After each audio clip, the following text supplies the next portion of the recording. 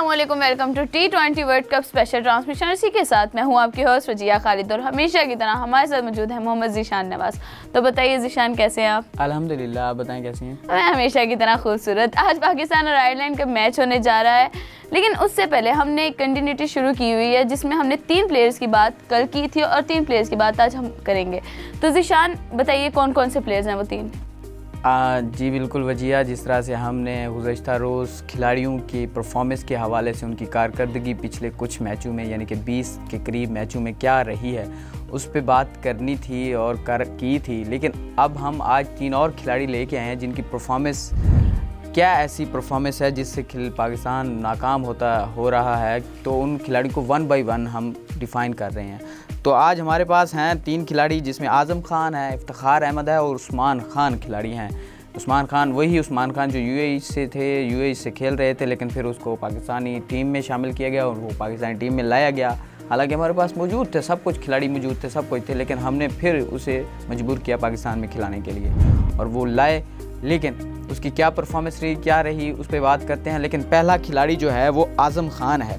आज़म खान ने T20 cricket में 2021 से लेकर 2024 तक तकरीबन 14 मैच खेले हैं T20 के, और जिसमें उसके टोटल स्कोर जो हैं 88 हैं और 30 उनका हाईएस्ट स्कोर है जो उन्होंने तकरीबन 10 बॉलों पे 30 बनाए थे। आयरलैंड के ख़िलाफ़ ही गुज़श्ता कोई 2 सीरीज़, इंग्लैंड से पहले जो सीरीज़ थी उसमें बनाए थे, और उनकी बैटिंग जो एवरेज है वो 8.80 है। जी हाँ, ये मैच फिनिशर खिलाड़ी हैं जिसे हमने मैच फिनिशर के तौर पे शामिल किया होता है। विकेट कीपिंग भी करते हैं साथ में, और विकेट कीपिंग ऐसी है कि कैचेस वगैरह भी जो काफ़ी दिनों से उन पर तनकीद हो रही है फ़िटनेस के हवाले से। और फिटनेस पे तो उनका अपना ही सवाल है, फ़िटनेस के हवाले से अलग ही तनकीद हो सकती है, उस पर सिलेक्शन पे भी तनकीद हो सकती है कि आपने उन्हें सेलेक्ट ही कैसे किया जब उस फिटनेस थे। मोहम्मद हफीज़ भी मुसलसल उनके बारे में कह रहे हैं कि वो सीरियस नहीं है। आज़म खान अपनी परफॉर्मेंस को लेके, अपने कैरियर, इंटरनेशनल कैरियर को लेके वो सिर्फ और सिर्फ मजाक बनाया हुआ है। और मोहम्मद हफीज़ भी काफ़ी तनकीद कर रहे हैं और ये कह रहे हैं कि जब हम 2 किलोमीटर किसी को भागने के लिए कहते हैं खिलाड़ियों को, तो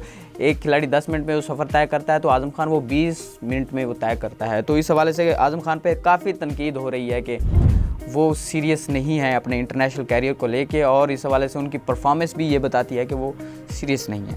अब आज़म खान ने 14 मैच खेले हैं 2021 से लेकर 2024 तक, जिनमें उनको मौका दिया गया है। और पहले 2 जो मैच हैं उनके इंग्लैंड के ख़िलाफ़ 2 मैच थे। पहले मैच में उन्होंने 5 स्कोर बनाए, जबकि दूसरे मैच में उन्होंने 1 स्कोर बनाया, जबकि तीसरे मैच में उन्हें मौका नहीं दिया गया वेस्ट इंडीज़ के ख़िलाफ़, जबकि दोबारा अफ़गानिस्तान के ख़िलाफ़ उन्होंने 2 मैच खेले और अफ़गानिस्तान के ख़िलाफ़ पहले मैच में 0, जबकि दूसरे मैच में उन्होंने 1 रन बनाया। जबकि न्यूजीलैंड के ख़िलाफ़ दोबारा उन्हें मौका दिया गया 2024 में, जो कि न्यूजीलैंड के ख़िलाफ़ 3 मैचों में मौका उन्हें दिया गया। पहले मैच में उन्होंने 10 स्कोर बनाए, दूसरे मैच में उन्होंने 2 स्कोर बनाए, तीसरे मैच में उन्होंने एक मरतबा फिर 10 स्कोर बनाए। फिर उसके बाद उन्हें न्यूजीलैंड के ख़िलाफ़ सीरीज़ के बाद से उन्हें दोबारा आयरलैंड के ख़िलाफ़ सीरीज़ में मौका दिया गया 2 मैचों में। पहले मैच में उन्होंने 0, जबकि दूसरे मैच में उन्होंने मैच जितवाया था और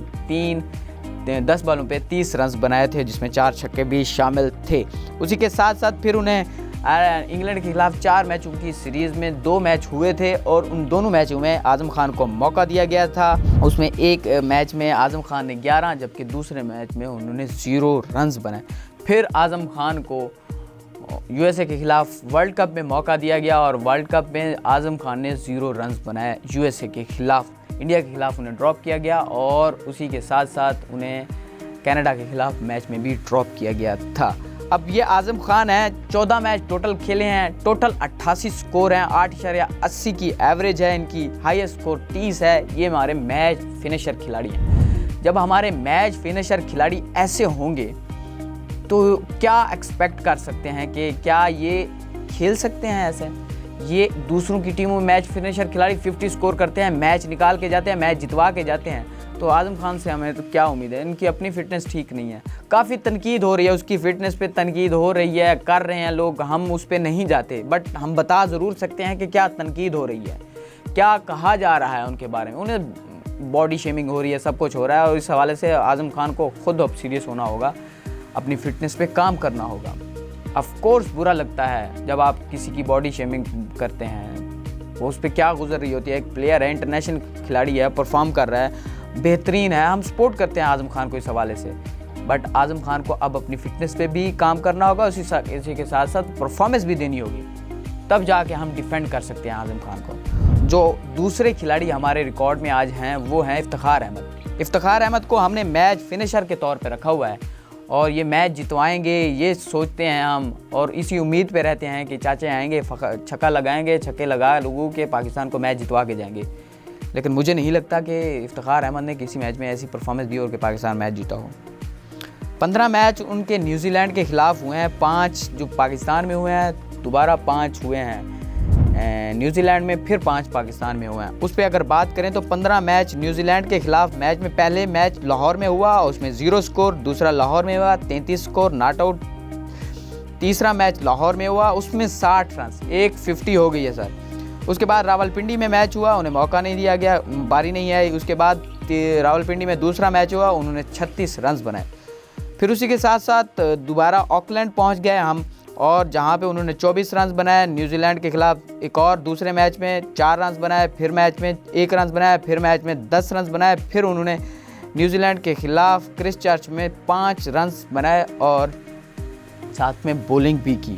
फिर उसी के साथ दोबारा न्यूजीलैंड पाकिस्तान आई, फिर रावलपिंडी के 2 मैचों में उनकी बारी नहीं आई, और उसी के साथ साथ जो तीसरा मैच था उन्होंने 2 रन बनाए। चौथे मैच में उन्होंने 23 रन बनाए, 5वें मैच में उन्होंने 6 रन बनाए। ये हो गए न्यूजीलैंड के खिलाफ 15 मैचों की सीरीज, जिसमें उन्होंने सिर्फ एक मैच में 50 स्कोर की और 2 मैचों में 30 से ज़्यादा रन बनाए।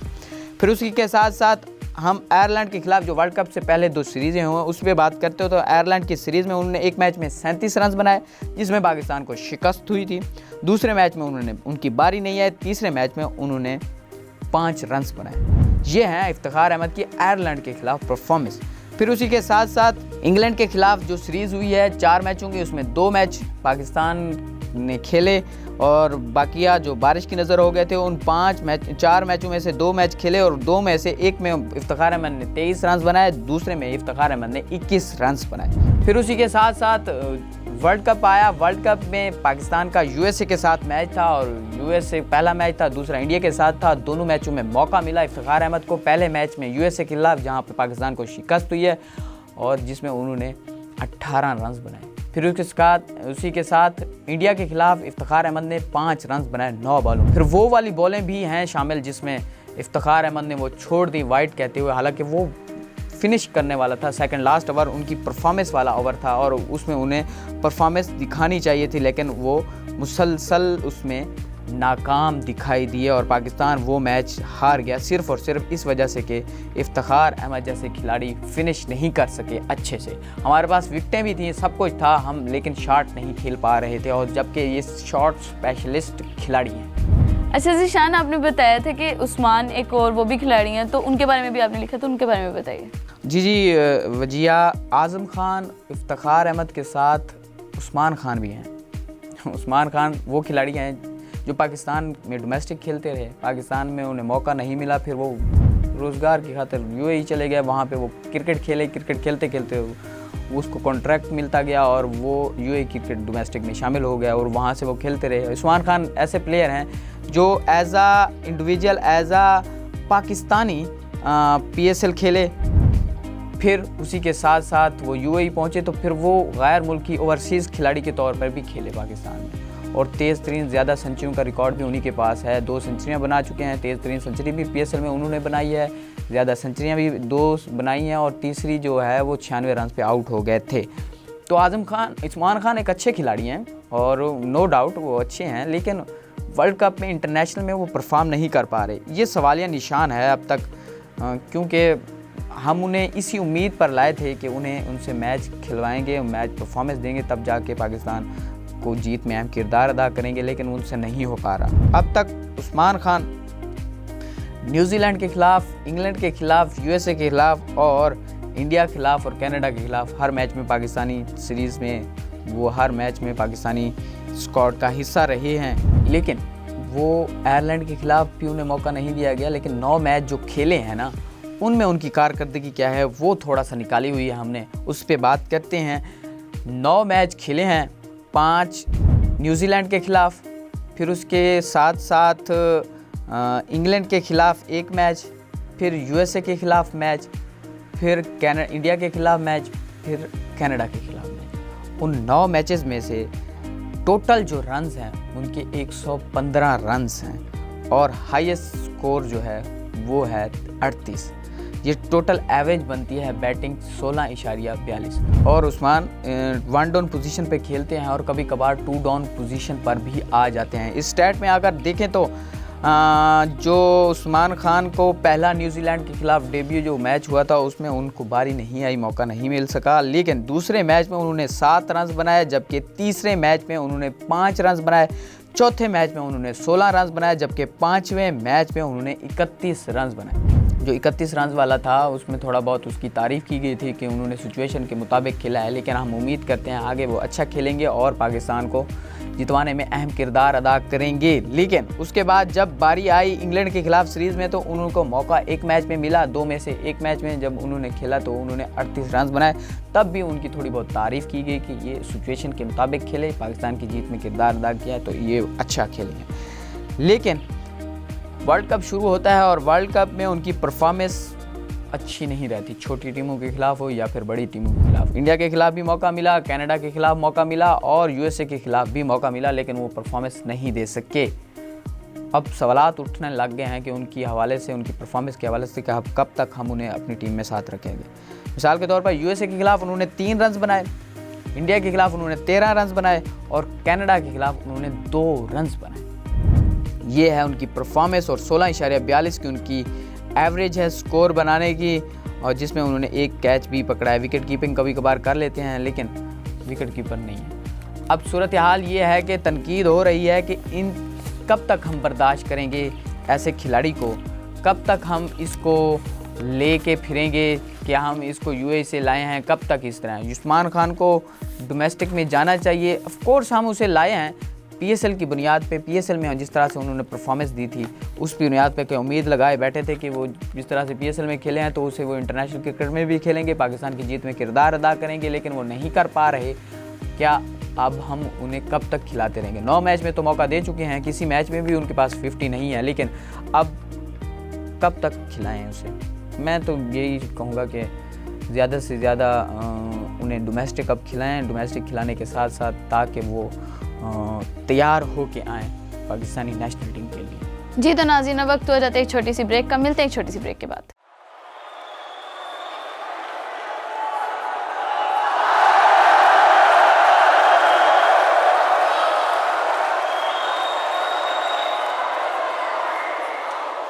वेलकम बैक नाज़रीन। पाकिस्तान अपना चौथा मैच आयरलैंड के साथ खेलने जा रहा है। पाकिस्तान वर्ल्ड कप से बाहर हो चुका है और इस मैच को लेकर क्या सूरत हाल है, ज़रा ज़ीशान इस बारे में बताइएगा। जी वजिया, बिल्कुल जिस तरह से आपने बताया कि पाकिस्तान अपना एक तो चौथा मैच खेलने जा रहा है और वर्ल्ड कप से पहले ही बाहर हो चुका है। इस मैच की जीत, इस मैच की हार से पाकिस्तान को कोई फ़र्क नहीं पड़ने वाला वर्ल्ड कप में। हाँ, ये फ़र्क ज़रूर पड़ेगा कि पाकिस्तान अगर हार गया तो फिर 4 में से पाकिस्तान 3 हारेगा और फिर पाकिस्तान के जो एक नाम पे धब्बा होगा कि पाकिस्तान यूएसए से हारा, पाकिस्तान इंडिया से हारा और आयरलैंड से भी हार गया। और अगर पाकिस्तान ये मैच जीत जाता है तो फिर ये कहने के काबिल होंगे कि हम एक मैच जीत जाते, इंडिया वाला जीत जाते या यूएसए वाला जीत जाते तो हम आगे क्वालिफाई कर जाते, तो ये कहने के काबिल ज़रूर होते पाकिस्तान।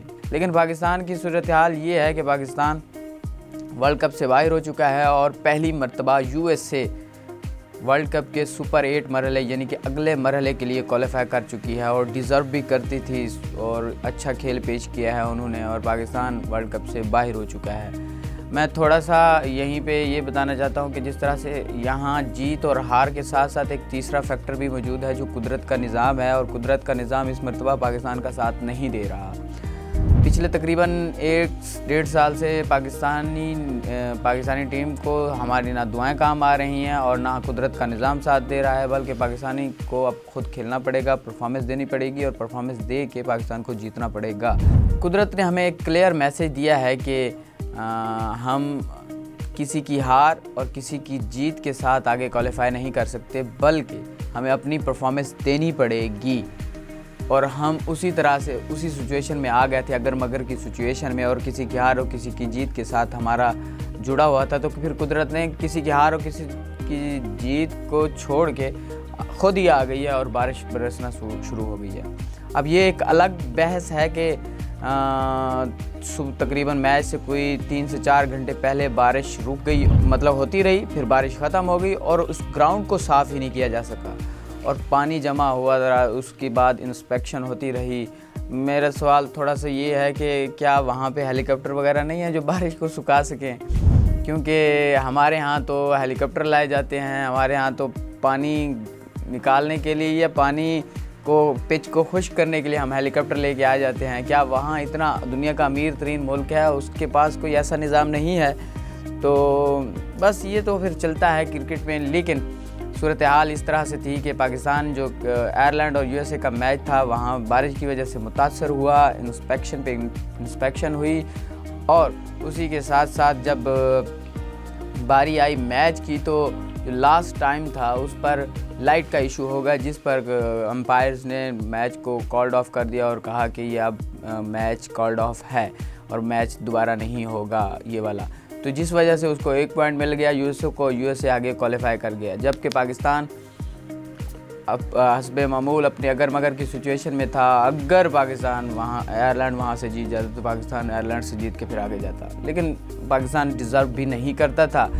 और यहाँ पे थोड़ा बहुत सवालिया निशान ग्राउंड मैनों पे नहीं, सहूलियात पे ज़रूर है कि दुनिया का इतना अमीर तरीन मुल्क हो के बारिशी मौसम की पेशनगोई होने के बावजूद भी वहाँ पानी निकालने का निज़ाम ना होना, ये एक सवालिया निशान ज़रूर है। बाकी किसी ने पाकिस्तान को नहीं निकाला, ना आईसीसी ने निकाला है, ना किसी ने साजिश की है, ना अमेरिका ने साजिश की है, ना कुछ भी नहीं है। बट ये ज़रूर है कुदरत ने पाकिस्तान को यहाँ से निकाला है और पाकिस्तान को चाहिए कि अब उनके मुंह पे एक तरह से तमाचा है कि अब जाओ अपनी परफॉर्मेंस ठीक करो। ऐसे खेलने आ जाते हो मुंह उठा के, अपनी ज़ातियात को लेके फिर रहे हो, टीम में होने के बावजूद कई सवालात हो सकते हैं, लेकिन अब नो मोर कुदरत for Pakistan. Zeeshan, Pakistan T20 world cup से बाहर हो गया, तो पाकिस्तान की हिस्ट्री के बारे में बताएं। देखिए Wajiha, Pakistan T20 world cup के सुपर 8 मरहले में क्वालिफाई नहीं कर सका और पहले ही मरहले यानी कि ग्रुप स्टेज से ही बाहर हो गया। ये पहली मरतबा ऐसा हुआ है कि पाकिस्तान ग्रुप स्टेज से बाहर हुआ है। अगर पाकिस्तान की तारीख़ की बात करें T20 तारीख़ की, तो 2007 में पहला T20 वर्ल्ड कप हुआ था और पाकिस्तान जीतने की पोजीशन में होने के बावजूद फाइनल मैच हार गया था। और याद हो तो एक स्वीप शॉट उसकी मिसबाउल हक की थी, उस शॉट की वजह से पाकिस्तान हारा था और कैच हो गया था और पाकिस्तान हार गया था।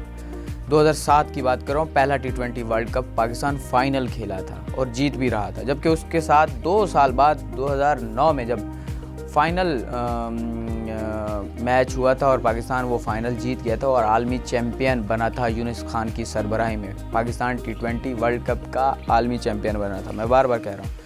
फिर उसके के साथ साथ 2010 में पाकिस्तान सेमीफाइनल खेला था। T20 वर्ल्ड कप के तीसरे वर्ल्ड कप में पाकिस्तान सेमीफाइनल खेला था। फिर उसी के साथ साथ 2012 में पाकिस्तान T20 वर्ल्ड कप में चौथे वर्ल्ड कप में भी सेमीफाइनल खेला था और अपने दूसरा सेमीफाइनल और वर्ल्ड कप तारीख का चौथा वर्ल्ड कप था वो। उसी के साथ साथ 5वां वर्ल्ड कप 2014 में पाकिस्तान सुपर 10 मरहले तक पहुंचा था।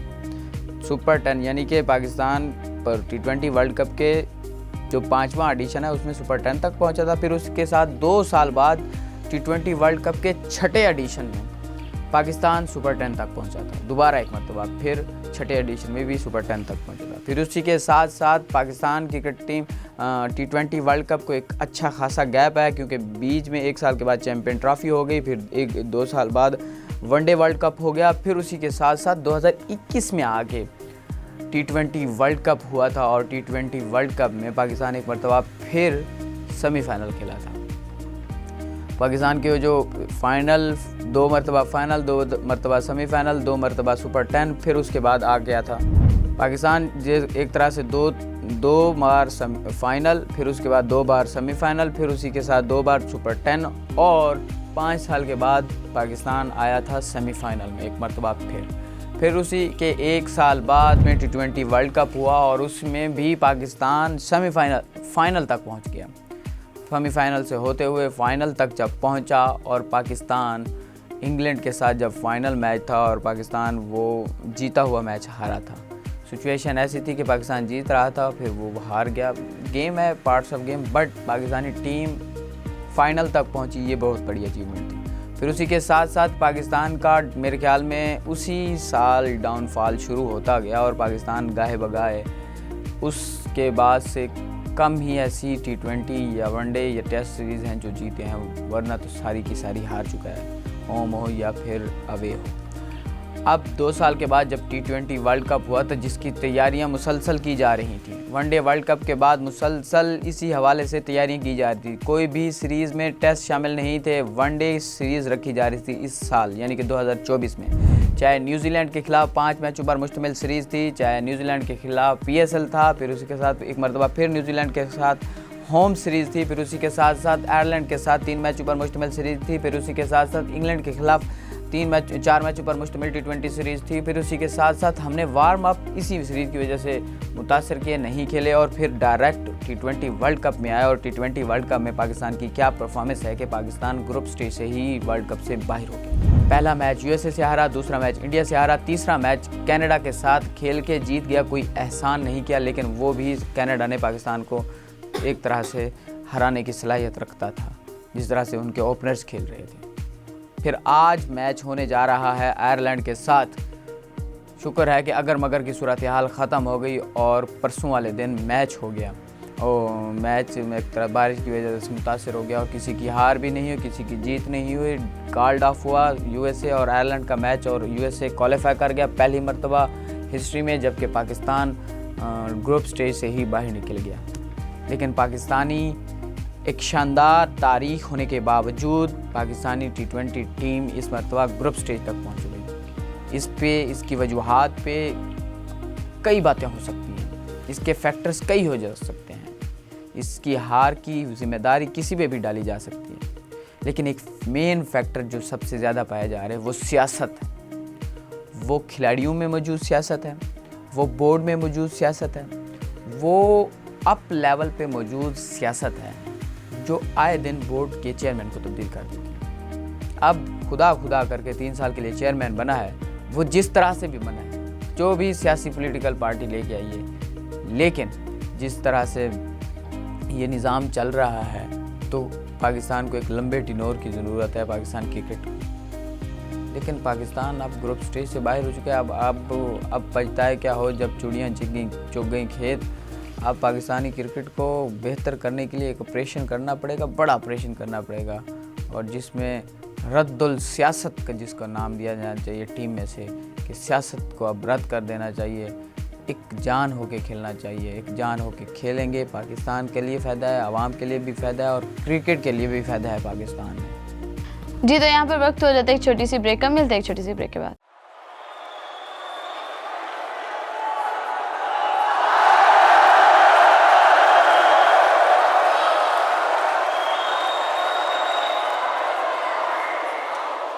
वेलकम बैक नाजरीन। अब हम बात कर लें पाकिस्तान और आयरलैंड के मैच की, जो कि आज होने जा रहा है। क्या ये मैच हो पाएगा या ये भी बारिश की नज़र हो जाएगा? ज़िशान ज़रा इस बारे में बताइएगा। देखिए वजिया, बहुत अच्छा सवाल है ये आपका।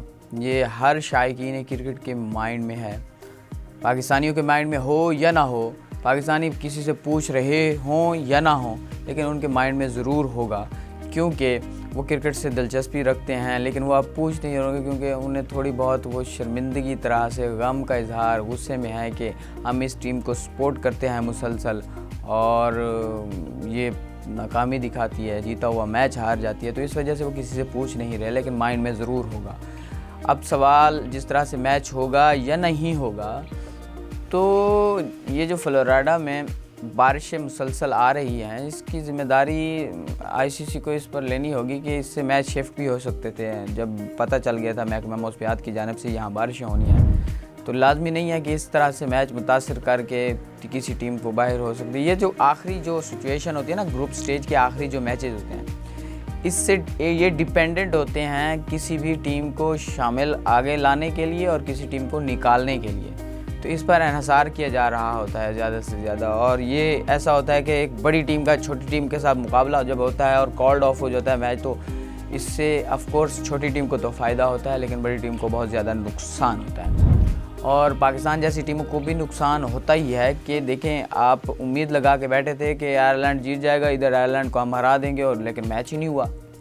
और मैच नहीं हुआ तो फ्लोरिडा इसका सबसे बड़े वो है, एक तरह से बारिशों की वजह से काफ़ी मुतासर हो चुका है। अब 6 घंटे पहले बारिश नहीं आई मैच से, और फिर भी अब देखें तो बारिश का पानी नहीं निकाला जा सका, पिच तैयार नहीं की जा सकी, लाइट का इशू हो गया, सब कुछ हो गया। अब सूरत हाल ये है कि परसों वाले दिन यूएसए और आयरलैंड का मैच मुतासर हुआ, नहीं हुआ, कॉल्ड ऑफ हुआ। यूएसए क्वालिफाई कर गया, पाकिस्तान बाहर चला गया वर्ल्ड कप से, और बारिश ने पाकिस्तान को बाहर कर दिया, बेसिकली मैं ये कहना चाहूँगा। और उसी के साथ साथ जब आज के मैच की बात करें तो आज का मैच भी उसी तरह से कोशिश की जाएगी कराने की। आपसे कुछ देर के बाद जैसे देखें मौसम, ये सबसे बड़ी वजह ये है कि मौसम तब्दील होता रहता है, अचानक धूप होती है और फिर बारिश आने लग जाती है, और बारिश आने लग जाती है तो फिर वो अचानक धूप आ जाती है, तो सिचुएशन चेंज होती रहती है। आपसे कुछ देर के बाद देखें टॉस के बाद क्या होता है, या टॉस होता भी है या नहीं होता, लेकिन सिचुएशन इस तरह से बन चुकी है कि पाकिस्तान का जीतने का भी कोई चांस नहीं है, पाकिस्तान के जीत हारने की भी कोई चांस नहीं है, और कुदरत भी काम दिखाने को तैयार है, और फ़ायदा नहीं है हार जीत से। तो इस वजह से पाकिस्तानी भी दिलचस्पी नहीं ले रहे। अगर दिलचस्पी लेते तो वो ऑफ कोर्स आप देख रही होती सोशल मीडिया पे, हर कोई पूछ रहा होता, उम्मीद लगाए बैठा होगा, दुआएं कर रहा होता कि कम से कम ये मैच हो, कम से कम 5 ओवरों का मैच हो जाए और पाकिस्तान ये मैच जीत जाए, लेकिन बेसूद कोई चांस नज़र नहीं आ रहे। ज़ीशान, थोड़ी सी प्लेइंग 11 के बारे में बात करें, क्या दूसरे खिलाड़ियों को मौका मिलना चाहिए? देखिए, आज वर्ल्ड कप का आखिरी मैच है पाकिस्तान का, और चौथा मैच जिसमें हमने तसलसल के साथ टीम है वो खिलाई है। 1-2 चेंज होता रहा है, कभी आगे पीछे, जैसे साइम को कभी ड्रॉप कर दिया, फिर उसी के साथ साथ साइम को खिला लिया, फिर उसी के साथ साथ इफ्तिखार अहमद को पीछे ड्रॉप कर दिया, आज़म खान को पीछे ड्रॉप कर दिया। तो ये एक तसलसल है जो चलता आ रहा है, लेकिन अब्बास अफरीदी और इब्रार अहमद को बिठाया जाता रहा है वर्ल्ड कप में और उससे पहले सीरीज़ में, लेकिन अब अब्बास अफरीदी को भी मैच मेरे ख्याल में मिलना चाहिए, खिलाना चाहिए, और इसी के साथ साथ इब्रार अहमद को भी खिलाना चाहिए, ताकि उनको एक मूव तो हो। एक अमेरिका गए हैं, सिर्फ ये बैठने के लिए नहीं गए बल्कि वर्ल्ड कप खेलने के लिए गए हैं, तो उन्हें कम से कम इतना खिलाना चाहिए कि उनको पता होना चाहिए। आप ठीक कह रही हैं, आपका सवाल भी ठीक है कि क्या अब कम से कम उन खिलाड़ियों को मौका मिलना चाहिए जो वर्ल्ड कप में सिर्फ सैर करने के लिए गए हुए हैं। वो तो सैर करने के लिए नहीं गए, वो खेलने के लिए गए हुए हैं, लेकिन मैनेजमेंट में उन्होंने ऐसा बनाया हुआ है कि वो उसे सैर करवाई जा रही है। उन्हें ज़रूर मौका मिलना चाहिए, कम से कम उन्हें एक्सपोजर तो होना चाहिए। उनका कोई कसूर नहीं है अब्बास अफरीदी और इब्रार अहमद जैसे। मैं बार बार उन 2 खिलाड़ियों का नाम इसलिए ले रहा हूँ कि उन्हें मुसलसल टीम के साथ कैरी किया जा रहा है, उन्हें मौका नहीं दिया जा रहा। अब्बास अफरीदी को पीछे मैच दिए गए हैं, लेकिन उन्होंने परफॉर्मेंस दी है, खिलाया है, हमारी बॉलिंग अच्छी है, सब कुछ है, लेकिन कम से कम उन्हें मैच तो खिला दें भाई। इमाद वसीम की जगह पे कम से कम उसे खिला दें, शादाब खान की जगह पे खिला दें। इब्रार अहमद को आप आजमाएं तो सही, कम से कम इतना तो आजमाएं आप। जब अगर आजमाना ही नहीं है, उसे लेकर नहीं चलना, आप उसे बॉलर नहीं समझ रहे, आप उसे नहीं, फिर उसे स्क्वाड में ही क्यों शामिल किया? ये तो इंडिया वाली बात होगी। इंडिया की टीम अपने वर्ल्ड कप जो इंडिया पाकिस्तान के साथ मैच में 8 बैट्समैन को खिला रही थी, और 8 बैट्समैन के होने के बावजूद भी 119 रन बना सकी। पाकिस्तानी टीम अपने 5 जो बॉलर हैं मुस्तकिल बॉलर, जिसमें शाहीन, नसीम, हारिस रऊफ, मोहम्मद आमिर, ये तो हमारे 4 बॉलर फास्ट थे। उसी के साथ अब्बास अफरीदी, 5 बॉलर फास्ट को हम लेके गए। फिर उसी के साथ साथ स्पिनर्स में हमारे पास जो ऑप्शन मौजूद थे वो इमाद वसीम था, शादाब खान था, इफ्तिखार अहमद था, साइम अयूबी करवा लेता है, और बेहतरीन प्रॉपर स्पिनर इब्रार अहमद था हमारे पास। ये थे हमारे पास। हम ऑलराउंडर की भी भरमार ले गए, बैट्समैनों की भी भरमार ले गया, और उसकी भी भरमार ले गए, फास्ट बॉलर्स की भी, लेकिन हमारे पास कोई ऐसा भी नहीं था जो परफॉर्मेंस दे सके बैट्समैन। हम मुसलसल नाकाम हुए, एक मैच में भी नाकाम नहीं हुए, हम मुसलसल नाकाम हुए। हमें पिचेस की कंडीशंस को समझना नहीं आ रहा था। पाकिस्तान को पिछले साल एशिया कप से सबक सीखना चाहिए था। मैनेजमेंट को सबक सीखना चाहिए था कि हमारी टीम एक वक्त में मुल्तान थी, दूसरे वक्त में कैंडी थी, तीसरे वक्त में लाहौर थी, चौथे वक्त में कोलंबो थी। इसी तरह से मूव करती रही और कंडीशन को बगैर समझ के मौसम की तब्दीली के साथ पाकिस्तानी टीम खेल रही थी और पाकिस्तान से परफॉर्मेंस नहीं हो पाई और पाकिस्तान सुपर 4 मरहले से एशिया कप से बाहर हो गया था। अब पाकिस्तान को इस सूरत हाल से समझना चाहिए था कि यार ये सिचुएशन जो होती है, मौसम जो होता है और इसके साथ साथ कंडीशन जो होती है, इसी के साथ हम आहंग ज़रूर होना होता है खिलाड़ियों को। ऐसे नहीं होता कि वहाँ से जाके खेल जाए। एशिया कप में आपके खिलाड़ी बीमार हो गए थे, बुखार हो गया था उनको, इस वजह से हुआ था कि एक तो मुसलसल सफ़र था, दूसरा कंडीशंस चेंज थी और तीसरा मैचेस थे ज़्यादा। तो कम से कम ये समझना चाहिए था जो इंग्लैंड के खिलाफ सीरीज़ थी वो हमें नहीं रखनी चाहिए थी, बल्कि वही सीरीज़ या वही मैचेस जाके हम वार्म अप खेल लेते हैं अमेरिका में और 4 दिन पहले पहुंच जाते, वहाँ पे कंडीशंस को समझते, कुछ ना करते, वहाँ पे कुछ भी ना करते, होटल में रहते, सुबह सवेरे उठ के वहाँ की हवा खाते, पैदल चलते, कुछ ना करते, ना मैच खेलते, कुछ भी ना करते, प्रैक्टिस भी ना करते, बट कंडीशंस को तो समझते, वार्म अप हो जाते, थोड़ा सा अपनी वर्जिश कर लेते, फील्डिंग की प्रैक्टिस कर लेते। सबसे ज़्यादा इस वर्ल्ड कप में फील्डिंग का नुकसान हुआ है। हर मैच में हमने कैचेस छोड़े हैं। बैटिंग बॉलिंग सब कुछ आपकी अच्छी है, सबको फील्डिंग भी अच्छी है, कीपिंग भी अच्छी है, कप्तानी भी अच्छी है, सब कुछ अच्छी है, जीत क्यों नहीं रहे? वर्ल्ड कप में जाने से पहले आप ही थे ना जो प्रेस कॉन्फ्रेंस में सबसे पहले जो कहते थे हमारी अच्छी टीम है, कम्बिनेशन है, फलां प्लेयर अच्छा है, फलां अच्छा है, ओपनिंग बल्लेबाज अच्छी है, स्पिनर अच्छा है, फलां अच्छा है, की प्लेयर है, फलां। ये की प्लेयर हैं, सब तो अच्छे हैं, बैट्समैन भी अच्छे हैं, बॉलर भी अच्छे हैं, ऑलराउंडर भी अच्छे हैं, बेंच पे बैठे खिलाड़ी भी अच्छे हैं। परफॉर्मेंस कहाँ है? हमें तो परफॉर्मेंस से है। टीम सेलेक्ट होने से पहले सवालात हो सकते हैं, जब टीम सेलेक्ट हो जाती है जिसे आप ले जाते हैं तो फिर आप ये नहीं कह सकते थे वो खिलाड़ी होता तो मैं जीत जाता। फिर आप पे डिपेंड करता है, आपने हमें रिजल्ट देना है। हारे क्यों, वजह बताएं। तो वजह मुझे तो लग रहा है कि इन सारे खिलाड़ियों को ना 11 के 11 जो 12 खिलाड़ी हैं या तो रिज़ाइन करें, इनमें से 2 तो करके जाएंगे। मोहम्मद आमिर और इमाद वसीम सिर्फ वर्ल्ड कप के लिए आए थे, वो तो रिज़ाइन करके जाएंगे और चले जाएंगे, वो खेलेंगे नहीं भी नहीं। और जिस तरह से मोहम्मद हफीज़ ने कहा वो आए इसलिए थे कि लीग्स नहीं हो रही, इस दौरान वो वर्ल्ड कप को एंजॉय कर लेंगे लीग की जगह पे, वो आए इसी वजह से थे और वो तो चले जाएंगे। मैं इफ्तिखार अहमद को भी मशवरा देता हूँ वो तो रिज़ाइन कर दें, बेहतर है वो रिज़ाइन कर दें क्योंकि वो मुसलसल नाकाम हो रहे हैं। अच्छा, ज़ीशान मोहम्मद आमिर को इसलिए तो नहीं लाया गया था ताकि शहीन शाह अफरीदी की छुट्टी हो जाए? मोहम्मद आमिर को बेसिकली इस वर्ल्ड कप के लिए लाया गया था। इस पर मैनेजमेंट पे से, पीसीबी से, चेयरमैन पीसीबी से सबसे सवाल हो सकता है कि आपको पता था कि ये थोड़ी चल रही है चपकलिश, और एक कप्तान, एक खिलाड़ी जिसको आप दोबारा से कप्तान मुकर्रर कर रहे हैं, एक खिलाड़ी जिसको कप्तान बनाया था एक सीरीज़ से पहले, आप उसे हटा रहे हैं और उसी के साथ साथ उस कप्तान जिसको बना रहे हैं उसके अगेंस्ट जो खिलाड़ी हैं सबकी पता है कि वो उसके खिलाफ हैं, टीवी पे बैठ के बातें करते रहे हैं, छोटी छोटी गलतियां उसकी तनकीद का निशाना बनाते रहे हैं, उनको टीम में लाए हैं। तो इसका सबसे अब वो ये कयास आराइयाँ भी चल रही हैं कि ये तोड़ लाया गया था खिलाड़ियों का, ये कयास आराइयाँ चल रही हैं कि ये तोड़ लाया गया था खिलाड़ियों का। लेकिन ये क्या है कि आपका एक खिलाड़ी की प्लेयर, बेहतरीन प्लेयर, दुनिया का बेहतरीन फास्ट बॉलर जो कोहली, रोहित शर्मा, केएल राहुल जैसे बैट्समैनों को मिनटों में ऐसे ऐसे आउट करे, उसको आप कप्तान मुकर्रर करते हैं और उससे कप्तानी नहीं हो पाती। पहली थी, उसका पहला इम्तिहान था, नहीं कर पाया तो उसको नहीं कर पाया, लाजमी नहीं है उसे आप एक सीरीज़ के बाद चेंज कर दें। आपने मर्ज़ी की, अपना फैसला इम्पोज किया और दूसरे ने भी एक्सेप्ट कर लिया और वो आ गया, कप्तान बन गया। लेकिन उसकी मेंटली सूरत हाल क्या होगी जब आप उससे कप्तानी से हटा देंगे? आप उससे उम्मीद कर सकते हैं कि वो ऐसी परफॉर्मेंस दिखाए जो वो पहले दिखा रहा था, लेकिन ऐसा बिल्कुल भी नहीं करना चाहिए था। कि वो शाहिद अफरीदी ने बेहतरीन बात की थी जब उनसे कप्तानी से हटाया गया था। उसने कहा था कि जब बाबर को कप्तानी से हटा के शाहीन को कप्तान बनाया गया था फौरी तौर पे, वो फैसला अगर गलत था तो ये फैसला भी गलत है कि आप शाहीन को एक सीरीज़ के बाद कप्तानी से हटा के लाएं।